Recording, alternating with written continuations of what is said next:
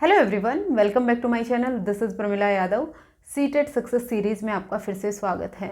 Last class में हमने socialisation, सामाजिकरण के बारे में डिस्कस किया था। उसमें हमने देखा था कि बच्चे का जो सामाजिकरण है वो सोशल डेवलपमेंट से रिलेटेड होती है। बच्चे का जो सामाजिक विकास है वो समाज पर डिपेंडेंट होता है, उसके आसपास के लोगों पर डिपेंडेंट होता है। फिर उसके बाद हमने सोशलाइजेशन के एजेंट्स के बारे में डिस्कस किया था कि सोशलाइजेशन के एजेंट फैमिली होती है, नेबरहुड होता है, उसके स्कूल होता है, उसका मास मीडिया होता है। इन सब चीज़ें हैं वो बच्चे की सोशलाइजेशन को प्रभावित करती है। फिर उसके अलावा हमने टाइप्स ऑफ सोशलाइजेशन के बारे में भी डिस्कस किया था कि सोशलाइजेशन के दो टाइप होते हैं mainly, primary socialisation and secondary socialisation. ये हम लास्ट क्लास में डिटेल में डिस्कस कर चुके हैं। अगर आपने ये वीडियो नहीं देखी है तो आप प्लेलिस्ट चेक कर लीजिए, लास्ट वीडियो आपको सोशलाइजेशन की मिल जाएगी। आज का जो हमारा टॉपिक है वो है Eric Erikson psycho social theory. Eric Erikson है, उन्होंने अपनी थ्योरी दी जिसको क्या नाम दिया गया है, psycho social theory. Psycho social theory का मतलब क्या है? मनोसामाजिक विकास सिद्धांत। क्या है? मनोसामाजिक विकास सिद्धांत। विकास सिद्धांत। देखिए, जो इरिक इरिक्सन साहब हैं वो कहते हैं कि मनुष्य की जो पर्सनैलिटी है, मनुष्य का जो व्यक्तित्व है वो हेरिडिटी और एनवायरनमेंट दोनों से प्रभावित होता है। हेरिडिटी और एनवायरनमेंट दोनों का प्रोडक्ट होता है। इसका मतलब आनुवंशिकता और वातावरण दोनों से प्रभावित होता है। लेकिन सबसे ज़्यादा इन्होंने जो इम्पोर्टेंस दी है वो किसको दी है? वातावरण को दी है। इन्होंने जो एनवायरनमेंट है उसको सबसे ज़्यादा इम्पोर्टेंट माना है। एनवायरनमेंट में कौन आएगा? सोसाइटी आएगी, समाज आएगा। ये कहते हैं कि बच्चे की जो पर्सनैलिटी है, बच्चे का जो व्यक्तित्व है, उसको सबसे ज़्यादा प्रभावित कौन करता है? उसका समाज करता है।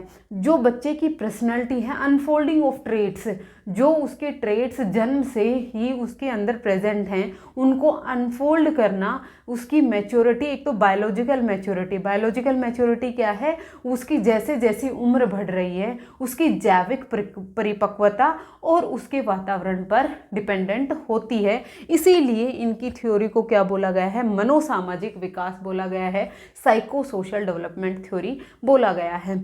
दूसरी बात, इरिक इरिक्सन की थ्योरी का दूसरा नाम है लाइफ स्पैन थ्योरी। क्या है? Life span theory. Life span theory को क्या बोलेंगे हम? जीवन अवधि सिद्धांत। क्या बोलेंगे?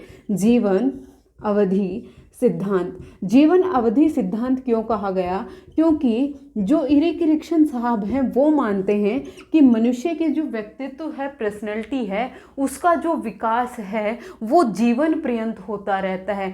जब बच्चा जन्म लेता है, कब से शुरू होता है? बच्चे के जन्म से शुरू हो जाता है और उसकी मृत्यु तक, जन्म से मृत्यु तक उसके व्यक्तित्व का विकास होता रहता है, उसकी पर्सनैलिटी का डेवलपमेंट होता रहता है। इसीलिए इनकी थ्योरी को लाइफ स्पैन थ्योरी भी कहा गया है। इन्होंने जो मनुष्य का पूरा जीवन है उसको 8 स्टेजेस में डिवाइड कर दिया, जो मैंने ऑलरेडी लिखी हुई हैं। इन्होंने कहा इन 8 स्टेजेस में वो जो मनुष्य की पर्सनैलिटी है, व्यक्तित्व है, उसका विकास होता है। फिर उसके बाद हम देखें कि ये जो इरिक इरिक्सन साहब हैं ये नव फ्रायडवादी हैं। ये कौन है? नव फ्रायडवादी हैं। नव फ्रायडवादी कैसे? जो सिगमंड फ्रॉइड थे उन्होंने जो अपनी थ्योरी दी थी उसमें इन्होंने 5 स्टेजेस की बात की थी। उन्होंने कहा था कि बच्चे का जो डेवलपमेंट है वो बाल्यावस्था तक और मैक्सिमम एडोलेसेंस तक हो जाता है।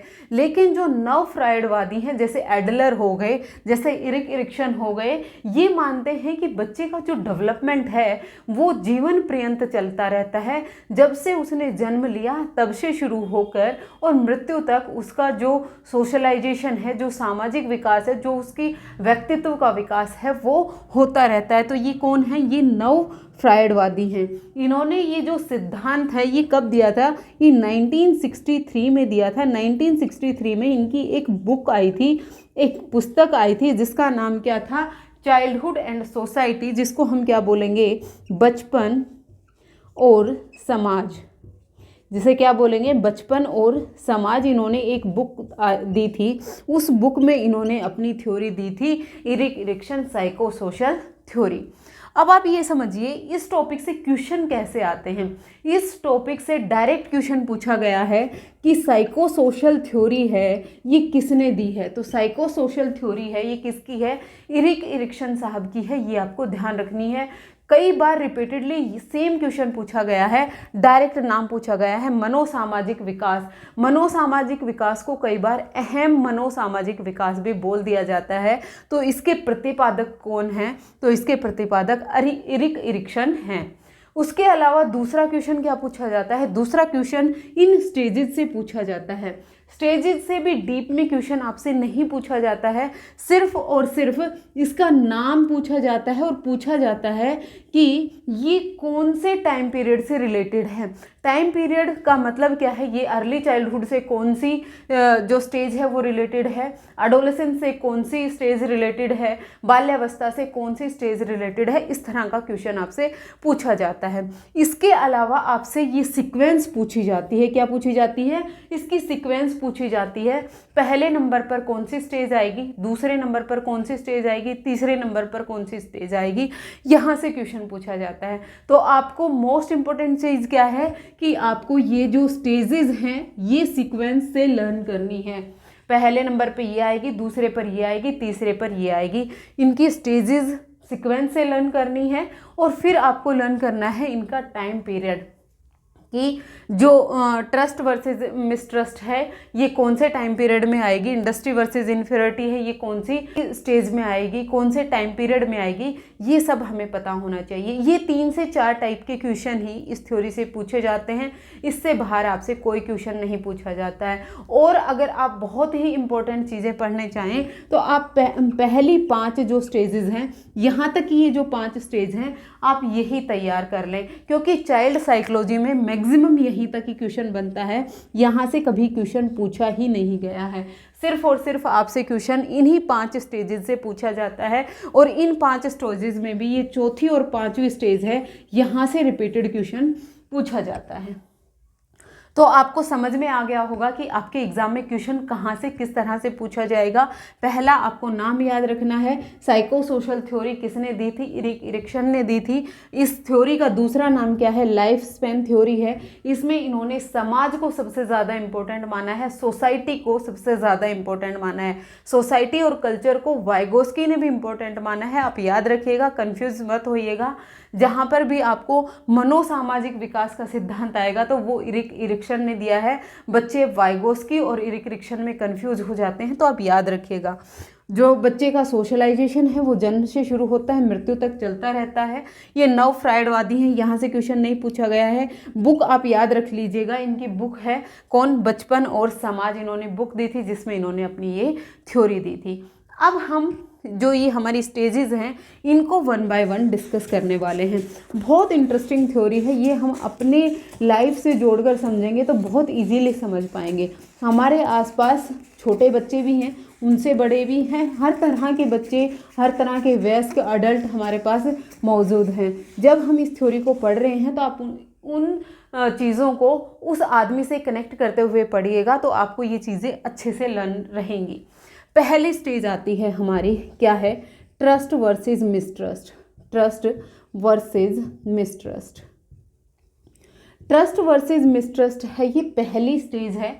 इसका जो टाइम पीरियड है वो 0 से 18 मंथ तक होता है। कब होता है, 0 से 18 मंथ, मतलब इन्फेंसी में होता है। कब होता है, इन्फेंसी में होता है।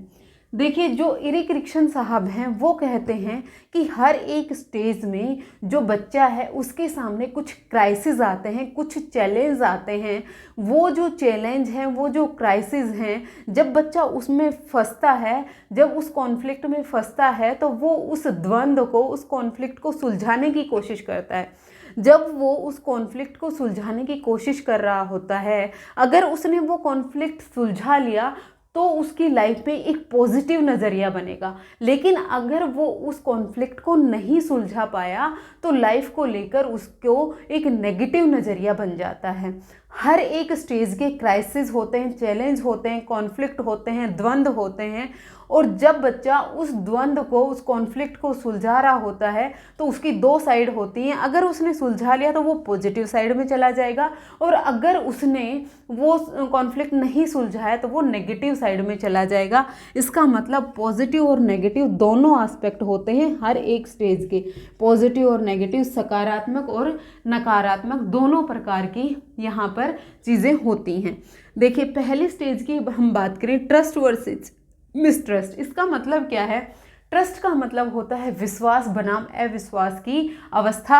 ये इन्फेंसी में होती है, शैशव अवस्था में होती है, जब बच्चा 0 से 18 मंथ में होता है। ये जो टाइम पीरियड गिवन होता है, यहाँ पर बहुत जो बुक्स हैं वो अलग अलग लिखती हैं, लेकिन आपको एक मोटा क्राइटेरिया याद रखना है।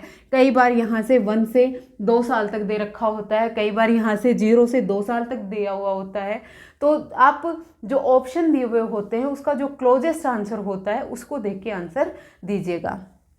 अब देखते हैं ट्रस्ट वर्सेस मिसट्रस्ट की जो स्टेज है, इसमें क्या होता है। जब बच्चा इन्फेंसी में होता है तो पूरी तरह से अपने केयर टेकर पर डिपेंडेंट होता है। केयर टेकर कौन होते हैं? उसके पेरेंट्स होते हैं, उसके माता पिता होते हैं। अब इस उम्र में बच्चे को केयर चाहिए। क्या चाहिए? केयर चाहिए, लव चाहिए। अगर बच्चे को प्रॉपर लव मिल रहा है, प्रॉपर केयर मिल रही है, जब उसे भूख लग रही है तो उसे टाइम पे फीड कराया जा रहा है, अगर वो गीला हो गया तो उसके कपड़े चेंज किए जा रहे हैं, मतलब उस टाइम पर बच्चे को क्या चाहिए? उस टाइम पर जो बच्चे की एक्टिविटी होती है वो मोस्टली फीडिंग की ही होती है। अगर बच्चे को फीड कराया जा रहा है टाइम पे, बच्चे को नहलाया धुलाया जा रहा है, बच्चे की साफ़ सफाई रखी जा रही है, अगर बच्चा रो रहा है तो उसे गोद में उठाकर उसे प्यार किया जा रहा है, अगर ये सब चीज़ें हो रही हैं तो बच्चे को लाइफ के प्रति एक पॉजिटिव रवैया मिलता है, पॉजिटिव एस्पेक्ट डेवलप होता है। वो जो लाइफ है उसको लेकर सकारात्मक सोच बनाता है। और एरिक एरिक्सन कहते हैं कि जो कॉन्फ्लिक्ट बच्चे के सामने उस स्टेज में आए, अगर वो उसने सोल्व कर लिए, रिजोल्व कर लिए, तो वो लाइफ लॉन्ग उसकी जो दिनचर्या होती है, उसकी जो लाइफस्टाइल होती है उसको प्रभावित करते हैं, उसमें दिखाई देते हैं। तो जिस बच्चे को लव मिला, केयर मिला, तो उसको क्या मिला? उसमें ट्रस्ट आ गया, उसमें विश्वास आ गया, वो लाइफ को पॉजिटिव तरीके से देखेगा। लेकिन अगर बच्चे को प्रॉपर लव केयर नहीं मिला, बच्चे की प्रॉपर देखभाल नहीं हुई, तो बच्चे का जीवन को प्रति एक नेगेटिव रवैया आ जाता है। वो हर चीज़ में फिर नेगेटिविटी ही देखता है। आपने देखा होगा जब कुछ लोग ऐसे होते हैं जो बड़े होते हैं और वो अंगूठा चूसते रहते हैं, वो किसके कारण होता है? क्योंकि उनको इन्फेंसी में प्रॉपर फीडिंग नहीं मिली थी, इसलिए वो बड़े होकर भी अंगूठा चूसते हैं। ये उसकी लाइफ में हमेशा दिखता रहता है। अगर बच्चे में पॉजिटिव रवैया डेवलप हुआ, उसने कॉन्फ्लिक्ट सुलझा लिया, तो यहाँ पर बच्चे में एक मनोसामाजिक गुण उत्पन्न होता है, एक साइको सोशल स्ट्रेंथ डेवलप होती है, जिसको क्या कहते हैं? होप कहते हैं। यहाँ से क्वेश्चन नहीं पूछा गया है, लेकिन ये यहाँ से क्वेश्चन पूछा जा सकता है, इसलिए मैंने ये इंक्लूड कर दिया है। तो बच्चे में ट्रस्ट वर्सेस मिसट्रस्ट की जब स्टेज होती है तो बच्चे में क्या डेवलप होती है? होप डेवलप होती है। ये साइकोलॉजिकल स्ट्रेंथ होती है, मनोसामाजिक गुण, मनोसामाजिक एक स्ट्रेंथ बच्चे में डेवलप होती है। फिर हम दूसरी स्टेज की बात करते हैं। दूसरी स्टेज कौन सी है? ऑटोनॉमी वर्सेस शेम, जिसको हम बोलते हैं स्वायत्ता, जिसको हम क्या बोलते हैं? स्वायत्ता बनाम शर्म। ये इसका जो टाइम पीरियड है वो कब होता है? ये होता है 18 मंथ से लेकर 3 साल तक का जब बच्चा होता है, तो उसमें स्वायत्ता वर्सेस बनाम की साइड आती है। बच्चे में अगर पॉजिटिव एस्पेक्ट डेवलप हुआ तो उसमें स्वायत्ता आ जाएगी, अगर उसमें नेगेटिव एस्पेक्ट डेवलप हुआ तो उसमें शर्म आ जाएगी। इसमें क्या होता है? इसमें बच्चा है वो ऑटोनोमस बिहेवियर करता है। इसका मतलब क्या है?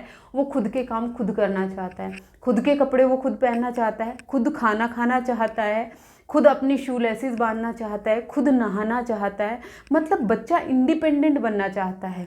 जब बच्चा इंडिपेंडेंट बनने की कोशिश कर रहा है, यहाँ पर बच्चा है वो इंडिपेंडेंट बनना चाहता है, वो अपने पेरेंट्स पे और ज़्यादा डिपेंडेंट नहीं बनना चाहता। जब बच्चा पहले स्टेज में था तो वो 100% अपने पेरेंट्स पर, अपने केयर टेकर पर डिपेंड था। जो उसके केयर टेकर करेंगे वही उसके लिए ठीक है, क्योंकि वो खुद से कुछ भी काम नहीं कर पाता। लेकिन यहाँ पर बच्चे के जो मसल्स हैं उनमें कोऑर्डिनेशन आ गया है, बच्चा चलना सीख गया है, बच्चा दौड़ना सीख गया है, बैठना सीख गया है, अब वो अपने सारे काम खुद ही करना चाहता है। अगर बच्चा ये सब काम खुद कर पाया, उसे करने के लिए सपोर्ट मिला, तो बच्चे में स्वायत्तता आती है, तो बच्चे में ऑटोनॉमी डेवलप होती है कि मैं अपने सारे काम खुद कर सकता हूँ। लेकिन अगर बच्चे को फ्रीडम नहीं दी गई, बच्चे को बार बार रोका टोका गया, तो बच्चे में क्या डेवलप हो जाती है, शर्म डेवलप हो जाती है, बच्चे में लज्जा डेवलप हो जाती है। और एक बार अगर बच्चे में लज्जा डेवलप हो गई तो वो लाइफ लॉन्ग उस पर असर दिखाती है। लेकिन अगर बच्चे में स्वायत्तता आ गई, बच्चे की लाइफ के प्रति पॉजिटिव नज़रिया आ गया, तो यहाँ पर बच्चे में इच्छा शक्ति है वो डेवलप हो जाती है। क्या डेवलप होती है, इच्छा शक्ति, विल पावर है वो बच्चे में डेवलप हो जाती है। यहाँ पर जो विर्चू है वो क्या है, इच्छा शक्ति है, विल पावर है। मनोसामाजिक गुण क्या आया यहाँ पर, इच्छा शक्ति, मनोसामाजिक गुण यहाँ पर डेवलप होगा।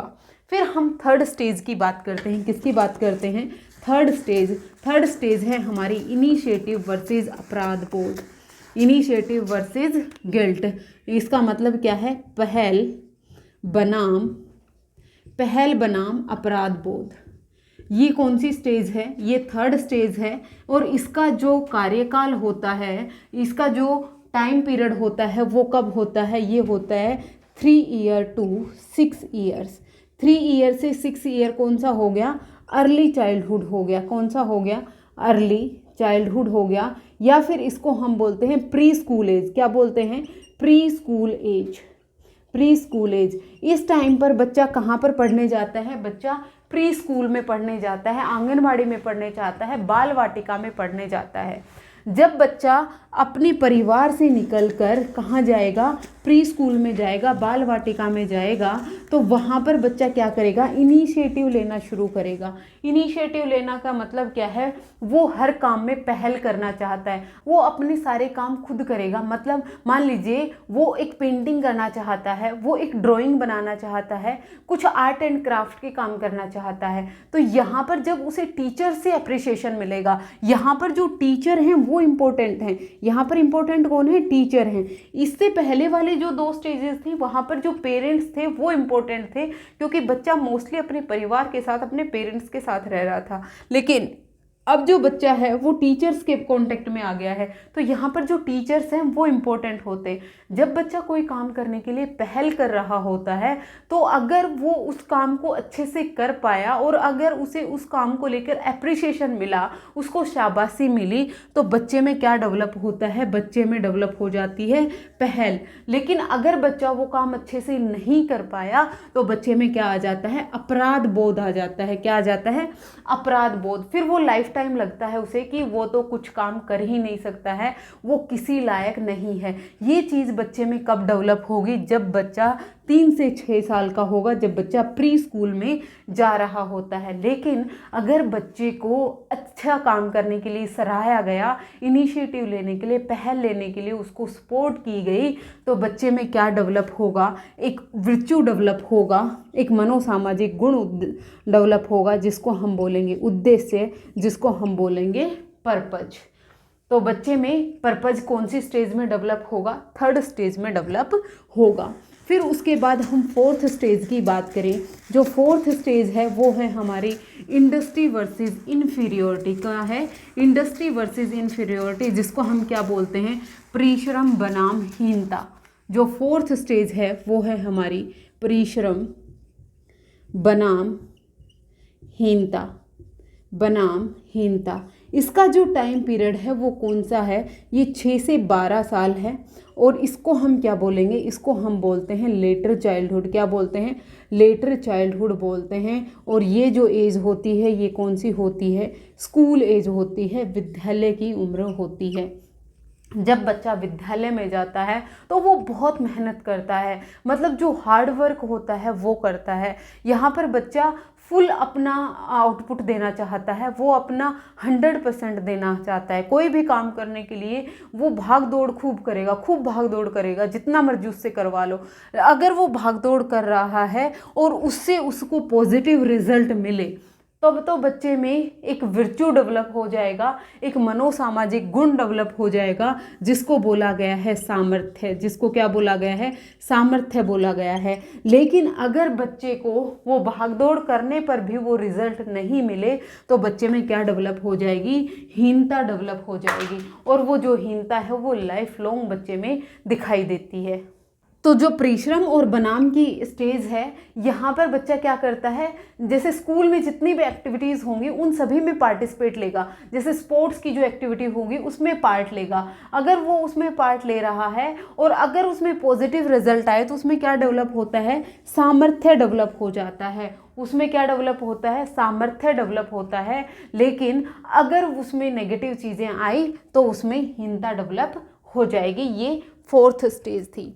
फिर उसके बाद आता है आइडेंटिटी वर्सेस रोल कन्फ्यूजन। बहुत बार क्वेश्चन पूछा गया है, आइडेंटिटी वर्सेस रोल कन्फ्यूजन है, ये कौन से टाइम पीरियड में आती है, ये कौन से स्टेज में आती है? ये कौन सी स्टेज है? ये 5th स्टेज है इरिक्शन के अकॉर्डिंग। इरिक्शन कहते हैं ये 5वीं स्टेज है, जिसको क्या बोला गया है? पहचान बनाम भूमिका निर्वहन। भूमिका निर्वहन। ये जो स्टेज है ये कब आती है? एडोलेसेंस में आती है, किशोर अवस्था में आती है। कब आती है? किशोर अवस्था में आती है, एडोलेसेंस में आती है, मतलब 12 से 18 वर्ष की उम्र में आती है। यहाँ पर बच्चा अपनी आइडेंटिटी के लिए, अपनी पहचान के लिए लड़ रहा होता है, क्योंकि ये ट्रांजिशन पीरियड होता है। क्या होता है? ये ट्रांजिशनल पीरियड होता है। किस किस के बीच में? चाइल्डहुड के बीच में, चाइल्डहुड और अडल्टहुड के बीच में, चाइल्डहुड और अडल्टहुड के बीच में ये क्या होता है? एक ट्रांजिशनल पीरियड होता है। यहाँ पर बच्चा ना तो बच्चा रहा है और ना ही वो वयस्क बन गया है, वो बीच का है। यहाँ पर बच्चा ये समझने की कोशिश करता है कि क्या वो बड़ा हो गया है या अभी वो छोटा है। यहाँ पर बच्चे में क्या आती है? आइडेंटिटी कन्फ्यूजन आती है। वो खुद की आइडेंटिटी को ढूंढ रहा होता है, मेरी पहचान क्या है। और यहाँ पर जो पीयर्स होते हैं उनका जो इन्वॉल्वमेंट है वो सबसे ज़्यादा होता है। ये पहली 2 स्टेज थी, वहाँ पर जो पेरेंट्स थे, जो केयर टेकर थे, वो इम्पोर्टेंट थे। फिर उसके बाद 3rd और 4th स्टेज में टीचर थे इम्पोर्टेंट। लेकिन ये जो 5वीं स्टेज है, यहाँ पर इम्पोर्टेंट कौन हो गए हैं? पीयर्स हो गए हैं, उसी की सेम एज ग्रुप वाले उसके फ्रेंड हो गए हैं। इस उम्र में बच्चे को अपने फ्रेंड्स का कहा हुआ सारा सही लगता है और जो उसके पेरेंट्स और उसके टीचर जो बोल रहे हैं वो उसे गलत लगता है। उसे लगता है कि जो उसके फ्रेंड्स हैं, जो उसके दोस्त हैं, वही सर्वथा सत्य कह रहे हैं, वही सही हैं, बाकी सब इस दुनिया में गलत हैं। तो पीयर का इन्वॉल्वमेंट यहाँ पर सबसे ज़्यादा हो जाता है। तो संगति का असर यहाँ पर सबसे ज़्यादा देखने को मिलता है। जिस तरह के पीयर्स होंगे, जिस तरह के बच्चे के दोस्त होंगे, वैसे ही बच्चे में पर्सनैलिटी का डेवलपमेंट होगा। अगर बच्चा इस क्राइसिस में है, अपनी आइडेंटिटी के क्राइसिस में है, तो वहाँ पर जो बच्चा है वो अपनी एक आइडेंटिटी बना लेगा। क्योंकि यहाँ पर बच्चे में जो व्यावसायिक शिक्षा है, यहाँ पर वो अपने व्यवसाय के बारे में सोचता है, अपने फ्यूचर के बारे में सोचता है, उसे किस तरह की जॉब करनी है, उसे आगे करियर में क्या करना है। अगर उसने अपना एक सही रास्ता सिलेक्ट कर लिया, उसने अपना जो एक पैशन चुना,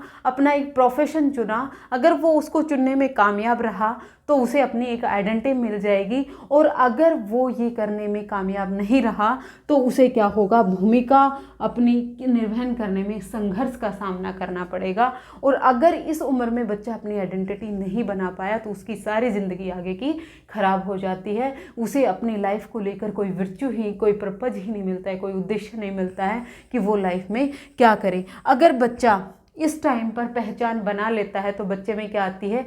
कर्तव्य परायणता आ जाती है। क्या आ जाती है? कर्तव्य परायणता आ जाती है। वो अपने कर्तव्यों के प्रति अडिग रहकर उसको कर रहा होता है। तो पहचान वर्सेस जो भूमिका संघर्ष है, ये किशोर अवस्था में आती है। किशोर अवस्था को ट्रांजिशनल पीरियड कहा गया है, चाइल्डहुड और अडल्टहुड के बीच में। और जो पीयर्स हैं, जो उसके दोस्त हैं, उसका जो रोल है यहाँ पर सबसे ज़्यादा होता है। फिर उसके बाद हम बात करते हैं सिक्स्थ स्टेज, जिसको कहा गया है इंटीमेसीज वर्सेस आइसोलेशन।